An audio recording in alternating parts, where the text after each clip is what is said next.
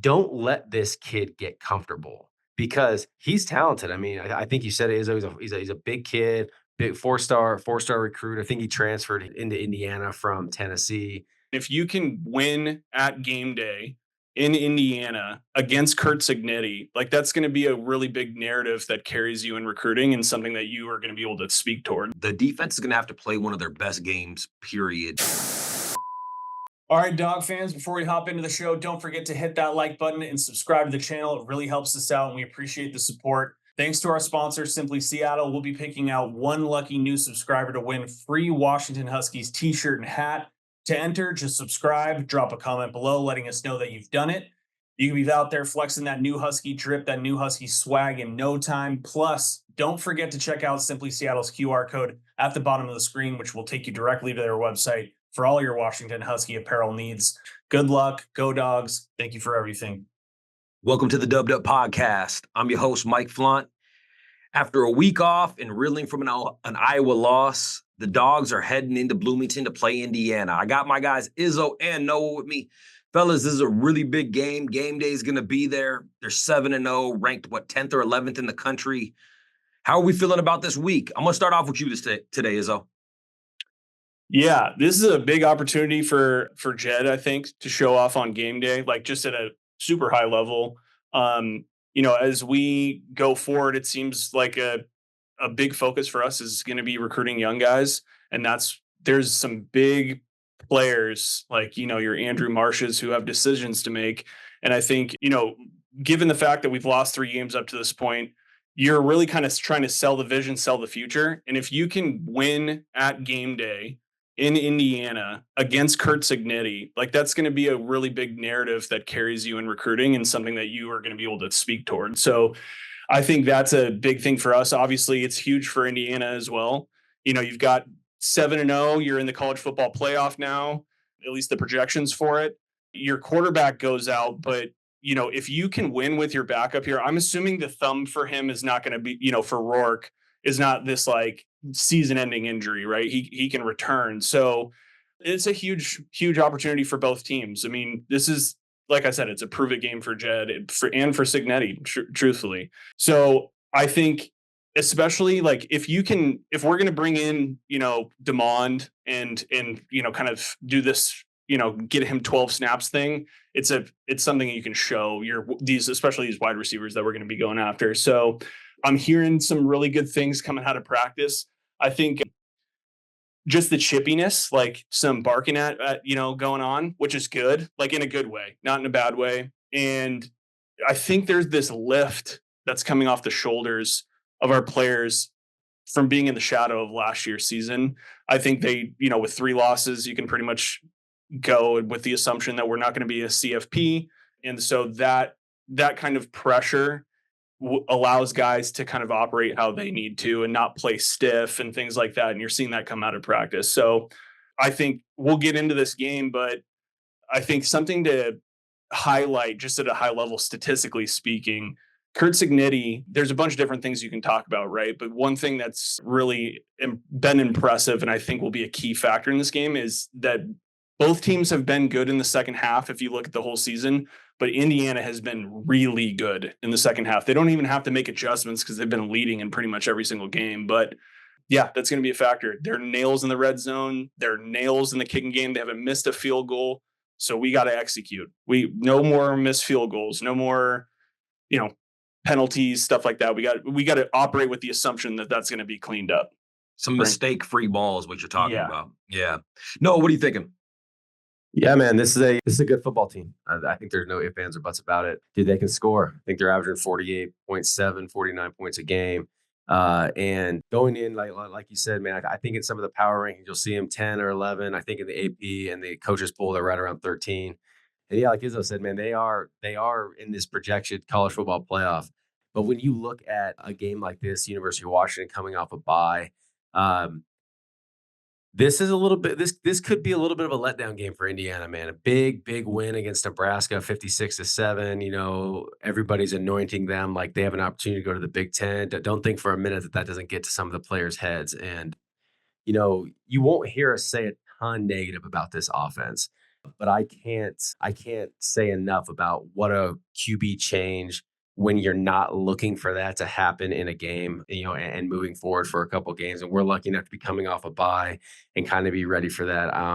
This is where you see the Steve Belichick type defenses make its hay. And, we'll make his pre-snaps very cloudy. We'll make it look very difficult for him. And the biggest thing you want to do is how can we make, this Tevin Jackson kid uncomfortable? And I think that's going to really be the overarching way UW can win this game. So as we get into it, man, it'll be fun. And yeah, big day, man. Game day. You can never be upset about playing on game day. I think you guys are both right. I think when we're looking at an offense, it's just a juggernaut. I mean, you watch them; they're such a complete team from start to finish, both sides of the ball. But having a quarterback go out definitely can throw a wrench in that, and that might lead to a place where we can find some opportunity. You know, and so I think their stats. Their every stat on the field is going to be impacted. Every which way you cut it, it's going to be impacted by the fact that you're, Heisman candidate. He probably is not winning it, right? But he's up in the conversation, is out.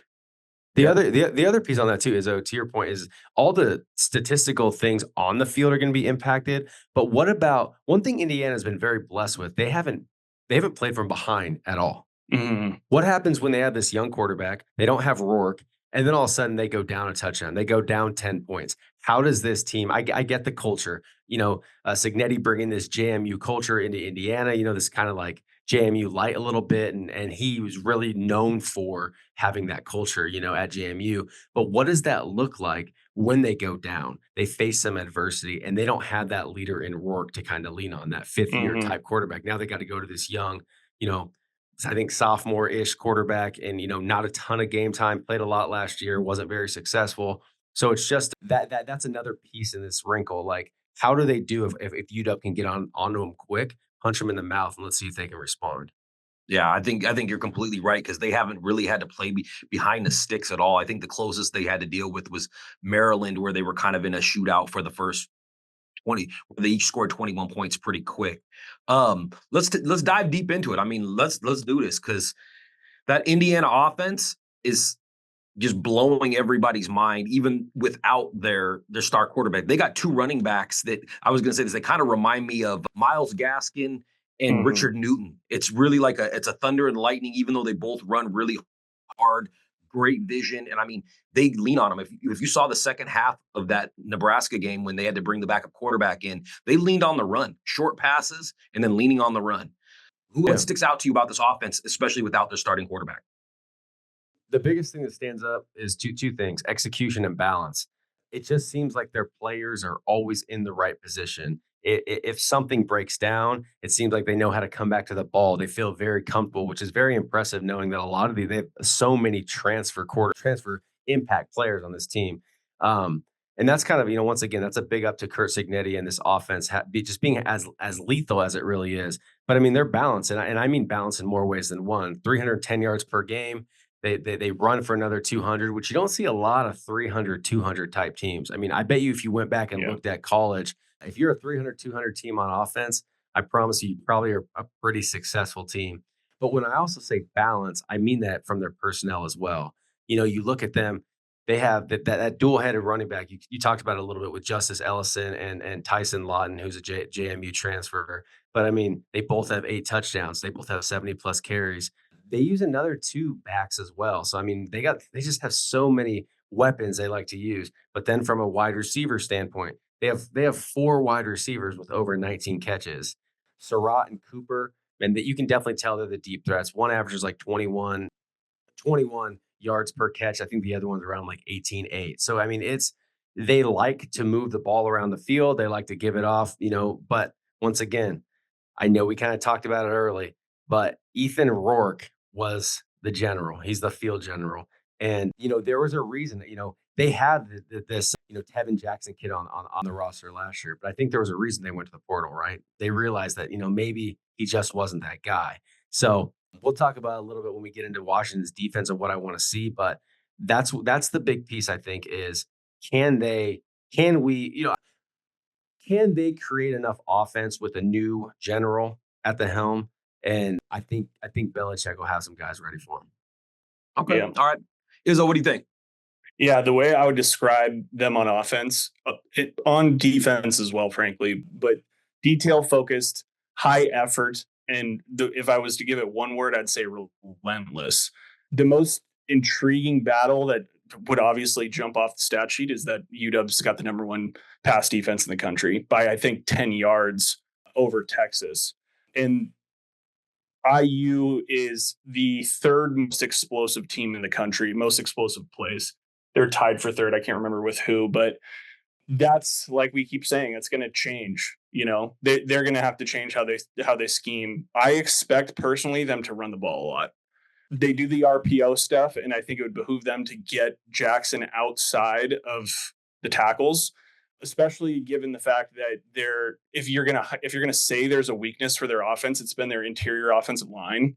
And some of that's a little bit jaded because they run off tackle so much, but I think there's a reason they do that. Those are the strengths for them, or on the outside of the offensive line. So that it's going to change the complexity of the game. Like, I think the national audience for game day is going to be expecting, like, oh, they're going to pass the ball a ton just because that's going to be the narrative leading into the game.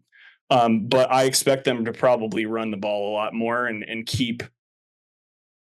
I'll say it this way, and I know we're going to get into the defense, but I want them to go after Jackson, and I want our defense to get chippy and start talking to him and get him out of his rhythm. This is a big stage for a kid to get his first start like this, after obviously last year. The whole narrative of going into this game with heavy passes, my point is going to go out the window a bit. Now, Noah touched on them a little bit. They have three receivers who are primarily their guys. Surratt's obviously the number one by far. The other two kids are good, but they're smaller in stature. I expect us to go man up on these guys, let them try to beat you, and then kind of key in on the run, and we'll get into that. But they're not frightening to me. Surratt is the guy who can beat you. And he's 6'2", 210 pounds. If you watch the game against Nebraska, at no point are you like, man, the wide receivers are physically imposing. Our corners are. So I want to see us push them around a little bit. Now, they're not light guys. They're all over 200 pounds, but they're not tall in stature, and we've got length on them. So that's going to be interesting to see. But yeah, I think the key for them on offense is going to be those two running backs. And if you go watch the Nebraska game, Ellison, the Gaskin comparison is warranted because the key thing is not that he's just a little fast guy. He makes guys miss in space. I don't know, Mike, I know you pour into watching the games and stuff, but did you see that spin move he pulled in the middle of there was a spin move that he broke a long run that was just like, this kid. I mean, if I was an NFL team, I'd be licking my chops. It's interesting because we've had to key in on the run on most of our Big Ten opponents, right? If not all of them. But this is the first time we're facing a speedy back. And so it'll be interesting to see how we do against a speedy back versus the power backs. They're still a bruising offensive line, but not like the other teams that we've played. This is less of a Big Ten mold compared to the other teams. Would you guys agree with that? I think to a point, I think there's definitely, when they've decided to lean on the running games, they've been able to be successful doing it. I don't think they're a Michigan or like an Iowa where it's all they have, so it's really accentuated. But I definitely saw, like, even for a smaller back, like Gaskin used to run with power, even though he was tiny. I think Ellison's the same way. And then the Low other back level. Yeah, and then Lawson, the other back, he runs with power. He reminds me a lot more of that guy you give the ball to on the 2-yard line, even though when he breaks out, he's got speed. Totally. Almost Donovan Edwards like. So The last thing I'll just say is regarding Taven Jackson, redshirt sophomore, right? Former 4-star recruit, 6'4", 210. If you watch him in the Nebraska game, he was throwing dimes. He looked comfortable in the red zone. He had a couple touchdowns, looked good. But by that time in the game, it was a depleted Nebraska defense. They were tired. But he did portray some confidence. Now, 7 for 8, 91 yards, 2 touchdowns in that game. Against Charlotte is an interesting one. If you look at that stat line, 2 for 7. He was sacked once, broke an 18, 19-yard run. I'm curious about that because it's obviously a lesser opponent talent-wise, but the reason why I want us to start, for lack of a better way, start talking shit when we have a good play is because that stat line to me calls out maybe you can rattle this kid, and this is a big stage. So, I don't expect they're 97% in the red zone, which is 9th in the country. They haven't missed a field goal. I don't expect them to be perfect in the red zone with this kid, to be frank. Especially like Noah had said, you got old Stevie B back there. I'm sure he's ready after last game to kind of be like, I'm sure he's pissed. Yep. I think knocking him off his spot is going to be a big thing to getting what they need. And then, man, the biggest thing is the defense is going to have to play one of their best games, period, because they do so many things well. If you're not good with your lanes and the integrity is broken, they're going to run it up you, and they're going to break big ones because they can. Which is interesting. It's interesting, and we can spit it to Noah here because I want to kind of lead in with this, and I'm curious, Noah, on your thoughts on this. Just to what Mike said, where you have to have gap integrity. I know you and I talked before we hit record on this, and we were talking about how we want to see different pressure looks to kind of throw him out of. He can't just roll out, right? If we're bringing pressure half the time on the right, half the time on the left, up the middle, whatever it is. Their 2 interior offensive linemen, Bray Lynch, Drew Evans, have been suspect. If you're Stevie B, I guess we'll just segue into a little bit into the defense here because this is the question I have. That's where we were going anyway. So, I'm really curious. Like, how would you mix that up? Is there any one way to do it, like in terms of maintaining gap integrity while also throwing weird blitzes at them? Yeah, I think that a perfect blitz is, if you want to go A gaps, you can go cross A gaps, where the linebackers split and, flip flop the A gap on a blitz. I think there's multiple ways. When you're keeping gap integrity, but you're bringing a blitz, it's really like shocking in the sense of maybe you can have not as good gap integrity because you're coming at them with 6 guys right off the bat. Does that make sense? Yeah, But when you're trying to, like we saw, especially against Iowa, you saw those big 2 interior defensive tackles, big shucks, get those guys off of them, and then they can play either side of either gap. They're playing 2-way gaps. That's one of my big notes, man. You're not going to see the bare front from our defense anymore. Maybe a little bit, but the last 3 games, man, you've seen that look 60, 70% of the time. Right. I think we're going to be back more into that traditional, 4-2-5 defense. Love that we're getting Durfee back for this game. Huge. But honestly, man, this is a game where you have to put an absolute boatload of pressure on this Jackson kid, and early and often. And you hear me kind of say that type of stuff a lot, but don't let this kid get comfortable because he's talented. I think you said it. He's a big kid, big four-star recruit. I think he transferred into Indiana from Tennessee. He's a big time. He might even be more talented if you really want to talk about it. He might be more talented than Rourke, like from a, can he run a little better? Can he probably throw a little deeper? But that's what I want to see. So, if you're going to gap integrity, love it. But give me pressure from all angles, just all facets of the defense for the defensive back end. So if the pass is coming, right? Yeah. If if it's third and long. Yeah. I'm even good on the run.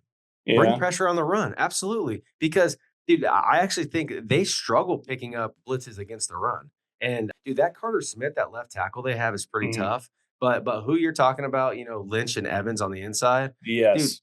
Dude, I'm telling you, you can attack those guys even with the blitz. And I think Bandez and Davis and Valdez, all those guys, dude, they can have their way with these interior offensive linemen. They're all coming back. They're a good team. Like I said, Carter Smith, you'll see him play on Sundays, but that doesn't mean that our guys won't play on Sundays as well. We can get up in these guys. So, yeah, I hope that answered your question. But yeah, it does. Yeah, very well, actually. Yeah. So. Yeah. Well, and you're right. The defense is going to have to do a lot, and I think more so than anything, especially if we're going to be bringing pressure, tackling on the outside ends and the back end when you have a guy in space, you got to get him down to the ground, because that's killed us a few times over the last couple of weeks where, man, that first guy will hit him behind the line.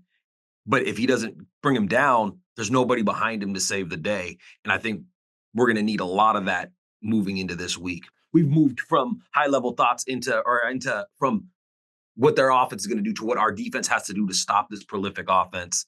And we talked about bringing pressure, but we also talked a lot about, this is a big passing offense. And if say we get lucky and we're able to stop that run and they got to start throwing the ball, how are we going to attack them on the back end? Because we do have a good secondary. And like you just said, we have the best pass defense in the country right now. I just really like our size and our length versus their wide receivers. And if you go watch the Nebraska game, they fight hard on contested catches, but a lot of the times they don't win those. And these are not cornerbacks that, across the board, I guess fat aside, are 6'1", 6'2", really long arms. So what I want to make sure that doesn't happen is the deep ball, especially to Surratt. I'm not worried about the other two because they're good. They're just, to me, they're more like route running guys. I'm not worried about them beating us over the top, aside from Surratt. So I would love to see Elijah Jackson on that kid with help from like a Kemp or Broussard. Like, if you're gonna, we talked about this preseason. Belichick likes to isolate their best receiver and get him out of the game entirely. He did that in the NFL. Like, he was the best at it. So let's do that here. Because if you're stopping the run, make them beat you with 2 6-foot, 200-pound receivers. I'll take Thad and I'll take Efi all day on that. One thing you always say, and you hear other people say this, is like, especially when you talk boxing, right? Like, what wins certain fights, man? Style wins fights, right? Yeah, styles win fights. Yeah. Yeah. And so, I look at this game and, dude, they haven't seen a secondary like UW's. Like, that's a fact. And I mean, there's a lot of speculation on how good UW secondary really is, man. Top 5 in yards completed, top 3 explosive plays allowed. Well, dude, you're gonna see a little good old fashioned showdown on Saturday, because you're coming with a very good wide receiver room versus a very good secondary, and we'll see who ends up coming out on top. But a stat I wanted to say, and why I think bringing pressure on this kid is so big on this quarterback. Last year when he started, when he ended up getting pulled, his stats were 5 picks to 2 touchdowns thrown. And I just think getting in his face and off his spot is going to be key. And I think you'll see, we talk about Belichick with his like shell high defense and how sometimes, it'll look like a guy in a box and he'll drop out, the secondary will drop out. Same thing, drop a defensive lineman, into under coverage, So when they run in those crossing routes, you have someone sitting right there. I think that's just what, I don't care what anyone tells you. He had to learn a new offense under Curt Cignetti. He was the guy that was always second. This whole offense has been built for Rourke. Now they have 5 days to prepare, 6 days to prepare for Jackson. Jackson now is coming in, instead of, just has his pencil ready taking notes. He has to say, how can I do this in a 5-6 day window? And I think we having this bye week coming into this, I think this really bodes well for UW, man. And are you saying it's a trap game now? That's exactly where I was going. I think this is really a very, very big trap game for these guys. I mean, at the end of the day, you start Indiana, very prolific basketball school, right? Always, in the dance, have won national championships. Indiana football, man. I mean, not a lot of people talk about that, right? But now, who's talking about Indiana football? Fox, ESPN. CBS. Yeah. I mean, every big network talking about these guys. And don't think that's going to get in their head a little bit. I mean, the trap game, man. This is like right where it comes in, and here comes Jed Fish and the Dogs. 7 games in after QB goes out. Absolutely, I totally agree.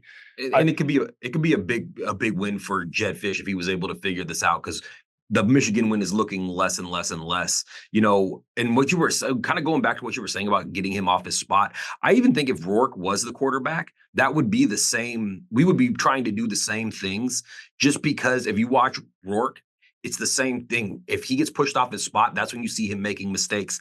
Go look at Maryland, where he threw 2 interceptions, not because he wasn't under crazy pressure, but he had to move. And when he threw, they were just bad throws. Not even like the guy wasn't open. So I think that this might be how we beat these teams that we're approaching that not only can run the ball, but also can throw the ball as well, because their quarterbacks aren't good when you knock them off their spot. To what Noah said, like, we're coming off a bye, right? Could there have been a better time for, I mean, maybe the one prior to Iowa probably would be the answer, but this is a really big game for our edges because they do the RPO runs off to the side and you're trying to get him off a spot. You're probably going to bring pressure up the middle to get him to bounce outside. It was the right time for this bye to get those two, Tuputala, Bruner, healthy. Give them some rest. We talk about it all the time with Bruner's shoulder and whatnot. This was the perfect time for that. So we needed it really sets up for that trap. We sounds needed like bad. Bruner's shoulder is as good as it's felt before the beginning of the season. That's fantastic. Oh man, really? Whew, I was worried after the Iowa game. You just started noticing it, like it was visually noticeable, like him not being able to lift his arm up and stuff like that. So, all right, do we have anything else that we want to talk about with the UW's defense as far as how they match up with Iowa or with Indiana, or should we switch to the other side of the ball? Last thing I will say is this seems like a really good Deshaun Lynch game. I know we all love that kid. Yep. I know Noah does for sure. This feels like a game where you bring him in on third down every time. Big, long, can get pressure, can get push on the defensive line. I like it. Get those big mitts up. I like that. Yeah, I agree. 100%. You've been hanging out with Uncle Nono too long. Now I using a mitt, baby. Lynch has been in the back of my mind. Noah's brought him to the forefront. Yeah. And I think you're right because of that size and speed combo, we can move him inside. The and length. Yeah, it's his length that I love. Yeah. All right, let's look at this Indiana defense. On film, their defense really stuck out at how good they were. I didn't realize that till I watched them. Their ability to tackle in space is amazing. Get pressure on the quarterback. I think they got somebody that's got like 4 or 5 sacks. Six. Sorry, Kamara. Yeah, they just seem good all the way around. As we're looking at this Indiana defense, what do you guys see that their strengths are, and do they have any vulnerabilities? I'm going to start with you on this one, Noah. Tell me what you think. Yeah, I mean, right off the bat, do they have weaknesses? Sure. But the numbers don't lie. They're top 10 in rush and pass defense. I do think they lack a little bit of depth. I think if you can kind of get them tired, I think that you can actually kind of expose them a little bit. Not a lot of teams, for whatever reason, have put them in like an up-tempo scenario. And I think UW, that's kind of one of our strengths, putting them in, just relentless, man. No substitutions. Just keep going at them. Just go at them. Go at them. The other pieces that I want to see big time is I think these linebackers. Forgive me on the names. I had it pulled up, and I think I lost the linebacker. Jalen Walker. Walker was one, and they're both JMU transfers, and I couldn't remember the other one. But I think you can expose them. Oh yeah, it's Aiden Fisher and Jalen Walker. Thank you. That I think they can both be exposed on the play action. And I think that's Will Rogers, like bread and butter, man. Great call. Love that. I think you establish the run with Jonah Coleman. And the nice thing too is Jonah is back healthy as well. Sounds like he's been banged up for a couple weeks. I think this overall bye week really helped him, kept him off the field, let the scout team get a lot of run, got him healthy. I think you kind of go to him early and often. And I got a little prediction for this game, boys. Oh boy. If we can stay in striking distance or with a lead, I think this is where the daunted 20 carries comes. This is it, baby. I was gonna say, doesn't it kind of feel a little conspiracy-ish that the Jonah stuff came out a few days ago? It's like in the lead up week. Bro, Brandon Carroll talked to Yep. Yeah, hey, it's perfect. It's a perfect thing because it's not that it's an excuse, but it does excuse the lack of carries for the last couple games or what have you. And you wouldn't want, it kind of sets up perfectly because it really is apparent when you look at the defense that you should be running the ball and to keep time of possession in our hands and tire out their defense, like Noah said. And Mike brought up a really good point as we were kicking this off. I want to steal your thunder, Mike, so jump in here. But I think they've given up a couple 100-yard rushers, but Yep. the carries per game for the running backs have been really minimal or something like that, right? Yeah. Well, so when you go look at every game this year, there's not been one running back that's had over 12 carries against this defense. And Whoa. I think it's because they're getting behind the sticks and the guys get forced to throw. Yeah. But Yeah. what you also notice though, the Maryland running back, I think even the Charlotte running back, they all had good yards per carry. Like like the Maryland running back had 11 carries for like 117 yards or something. But the yards per carry for their main running back or the number 2 running back would be up, and they looked like they were susceptible up the middle a little bit. That's where I saw the biggest hole, if you want to call it a hole, was up the middle. Yeah. And so right. I think that 20 carries seems to matter a ton, especially with the time of possession and keeping that high-powered offense off the field. But it's something that nobody has done against them, and I think we could find something there. Yeah, and, and, Yeah. and one thing I'll say really All quick, right. and I'll kick it over to Izzo. But this is a game because we look at their offense and they execute very well. It seems like their defense, they got that little bend don't break to them as well, where you get into the red zone and they're like, sure, kick field goals against us because we can score touchdowns. I think this is going to be a big time game where you have to execute Yeah. in the red zone and score. Now, I will say this. They have a couple guys in the secondary that are suspect. Now, Noah brought up a good point.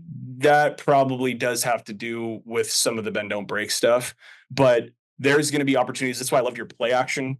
That like run the play action, because that's going to take a little bit of pressure off of Will because they have step pass rushers. They grade out phenomenally well, especially Jane Walker and Kamara. Those they get to the passer a lot. So I was going to say I wanted timing routes, and like I've been calling for, and we've kind of been calling for all year, which is get Giles on the screen. Get guys going sideline to sideline, and then beat them in space and force they have a safety. What's his name?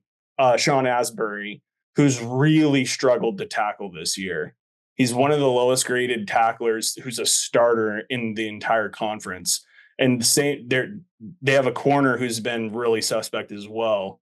I want to force them to try to tackle Jonah because that just seems, or just a receiver on a crosser. Like Giles can make guys miss. There's a lot of guys who can make guys miss, but that's what I would love to see. And I think the play action, like you said, Noah, run, control the time of possession, set up the play action and relieve some pressure off of Will, because there's a mismatch, which is Kamara on whichever tackle we were going to be putting in on him, frankly. Yeah, that's actually what I was about to talk really quick is to that point. That's kind of like my matchup of the day. And it's more than just like a matchup of the day. It's almost like a matchup of the day that will allow us to be successful.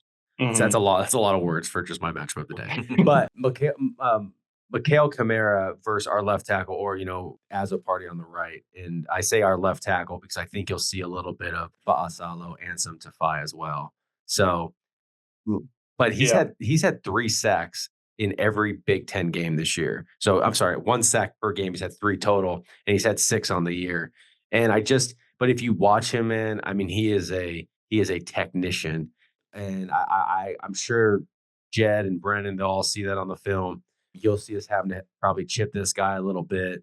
I think that's where Latu can have a nice little game as well. I mean, I could see Latu have a couple, 5 or 6 catches in this game as well, just because. Yeah, that's a great call. He'll chip, and then kind of go into the flat, chip and just turn around. You have an extra 4 or 5 yards right there. So when it comes to that guy, though, I mean, if you can shut him down, I think it'll be able to keep Will Rogers clean. And that's kind of one of my points too, is like, if you can run the play action, kind of get this guy, away from pressure a little bit. Same thing too. What's another way? I'm giving you guys a little trivia here. What's a way to slow down pressure? The screen game, maybe. Yeah. So if these guys with Walker and Kamara, I mean, if they're going to just come with all this pressure, hit him with a couple screen game, he'll slow their feet down pretty quick. So Giles or Kaleki Latu, I'm good with either. Just get guys either going to the sideline or hit your release valves. Kaleki's been awesome. And you know what, you might be able to play into that whole thing, because what you were saying about the play actions, the quick passing game, like Izzo had brought up, is you'll notice their defense plays off a lot. They play a lot. They like to keep a lot of things in front of them. Now, they will come up and hit you in the mouth and play man. They do that as well.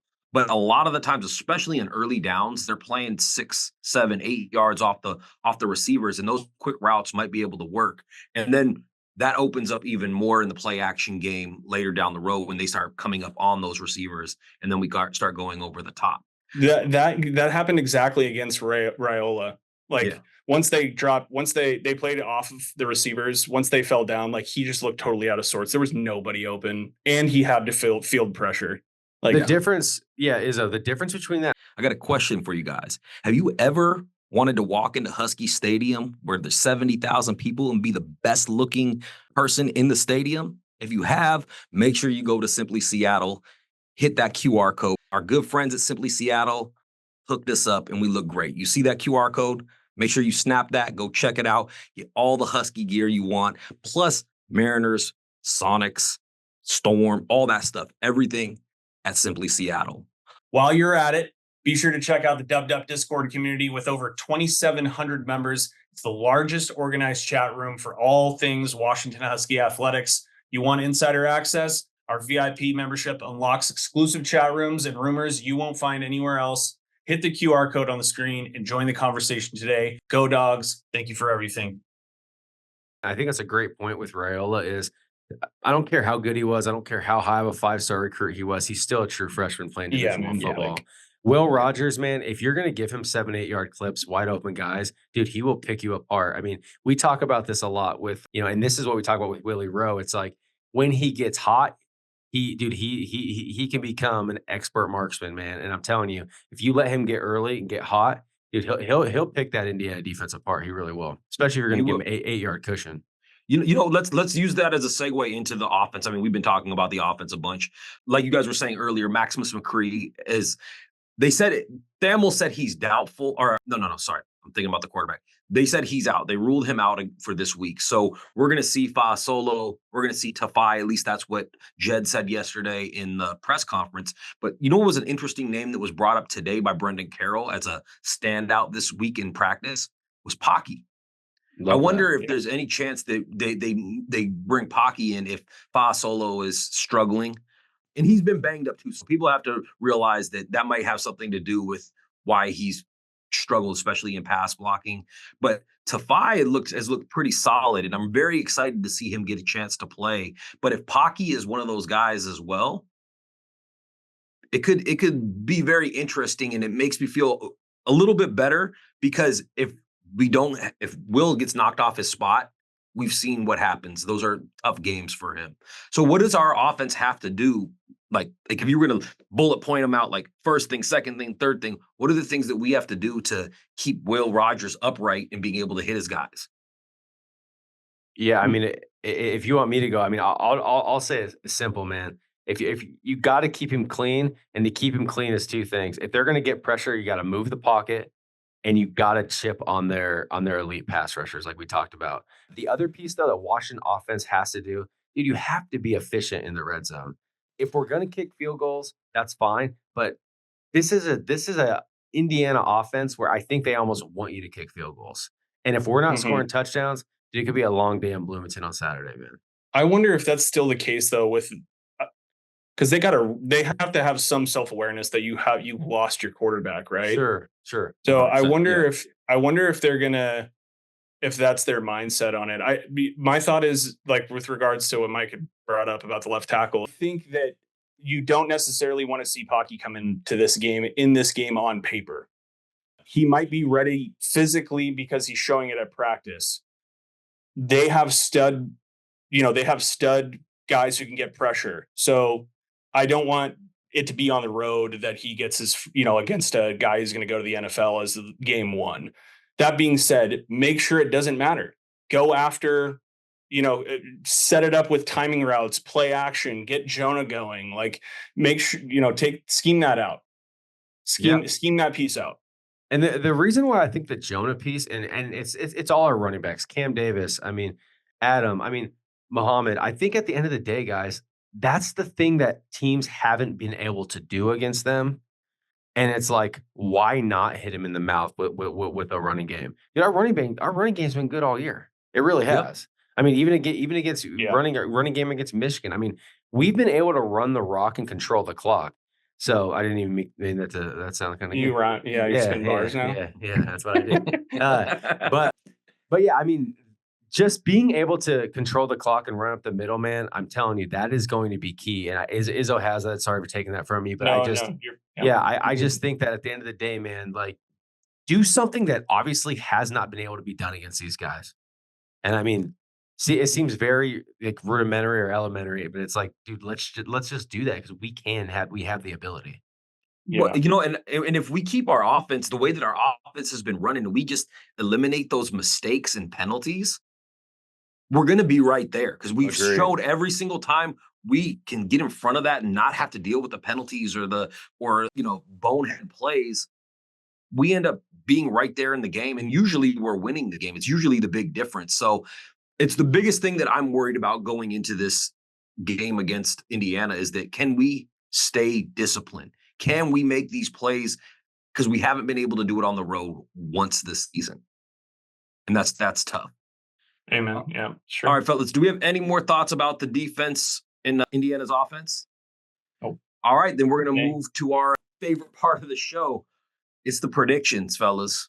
And it's been a kind of rough year. It's not like it was last season. We don't have that Michael Penix in our ear telling us, "Hey, I'm going to win the game. Don't worry about it." Yeah, that's a good point. I miss it. So, all right, Izzo, I'm going to start with you on this one, bro. Why? No, Because I know it's painful and we're working through this together. All right, give me. Oh man, okay. I mean, I told you guys what my prediction was before we clicked record. As usual, this one is especially tough. I think there's two ways that this game goes. So I'm going to cop out and give two predictions. One is if we're leading, I know, I'm sorry, no, shaking your head. If we're leading at half, that means that we will have established the run and we're doing what we need to do on defense. If we are leading at half, let's say I would love to see us elect to receive if we win the toss. I think we win this game 28-17. It means we're flustering their quarterback. They can't get the ball going on the ground. We're doing better against speed runners versus big bruising running backs, which we're used to facing. If we are losing at half, if it's even 14-10, 13-11, I don't care what the score is. I don't have us winning this game. And if I was to lean one direction, I really do think Kirk Cignetti is that guy. I really do think he's a phenomenal coach. And so if gun to my head, I see how this game goes and I've seen us with a bunch of young guys go on the road, I would say I'm going to predict 28-27 Indiana. Ooh, okay. And I know that's tough for you. It is extremely tough for me. And it's hard to pick against the dogs. All right, Noah, tell me what you got. You're a little bit more pragmatic because you're a betting man. Yeah, I mean, I just look at this game and I said it earlier, styles win fights, and I use the basketball analogy and I'm going to use another one.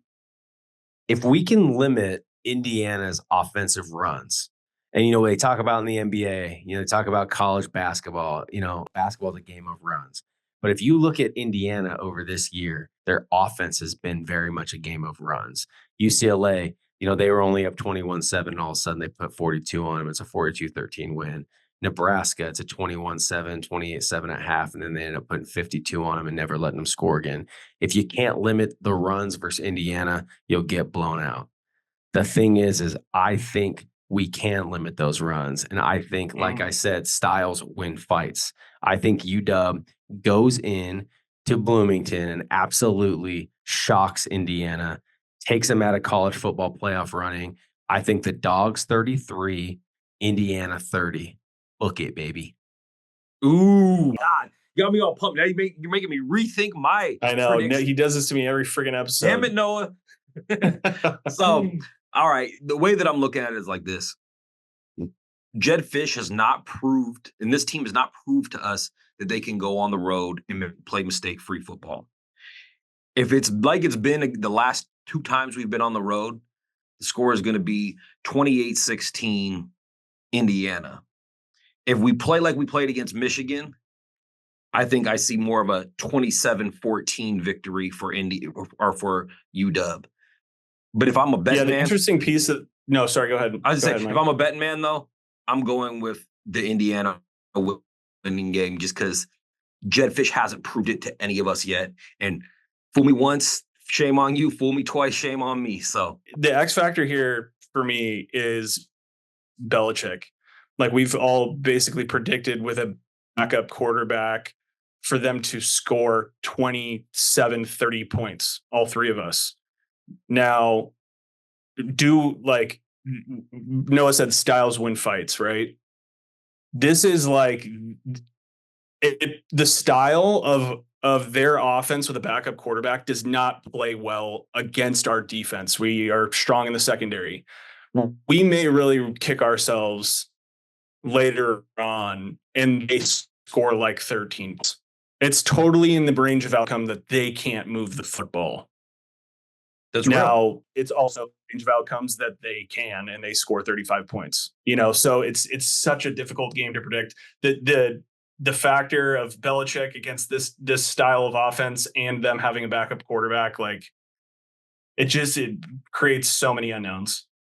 Yep. And then not having McCree in on the offensive side of the ball makes you feel like, man, do we get another game like we had against Iowa where it's just free for A all? sieve over there. Yeah, You know, and so Indiana's not Iowa though. They have 21 sacks in 7 games. So they get 3 sacks a game regardless. And having seen what we saw 2 weeks ago with Fasolo, I'm worried about it. I'm very excited to see Tough Eye because I think he might be able to do a little bit better. But I would feel way better about this plan if Maximus McCree was starting at tackle for us. But he's not. So we are where we are. All right, fellas, is there anything else you guys want to add before we call this a show? You win this game, you're on a fast track to a bowl. Yep. You only need one other win and then you're bowl eligible. You're bowl eligible if you win this game. You gotta break it down, man. And it was got to get one in Iowa. You got to get one at Indiana. You didn't get Iowa. You got to get Indiana, man. You can't go to the Midwest twice and leave empty handed. So all right. Before we get out of here, make sure you go hit that QR code. The Discord is one of the best Husky communities that's out there, 2,700 strong. Go in there for all the information on who's the new recruits, who's going to be in for visits. If you want to spend a little bit of money, because it's free to join, but you spend a little bit of dough, get in that VIP. Izzo's got recruiting updates, usually about once a week? Yeah, once a week. $8 a month. You can cancel anytime that you want. See if you don't believe that we have the connections to get information on recruiting and things like that early on, give it a test. The worst thing that's going to happen is that you're supporting us, and cancel it if you don't think it's legit. But we have a network of folks who, we're not giving the surface level, hey, we interviewed this recruit and he said that he's got us in our top 5 and he likes us for this reason. We are able to kind of get a little bit deeper and get some information on where we really stand with guys and how we feel about our odds of getting people and get information a little bit earlier. So it's a fantastic community. Beyond that, man, people who have entered the free side of the Discord, and you see how many messages there are. If you join VIP, it is nonstop. There's literally nothing that happens with UW football and UW basketball that immediately doesn't get put in there because it's a group chat. It's as if you were in a group chat with, 600 Husky fans, and they're constantly online and messaging each other and reacting to what's happening throughout the day. So it's fantastic, man. It's so much fun right now. So for my guys, Izzo and Noah, Mike Flaunton, this is the Dubbed Up Podcast. Go Dogs. Go Dogs, boys. Get the W. Let's go to the bowl, please. Get it, please. Go Dogs, baby. Oh. So you guys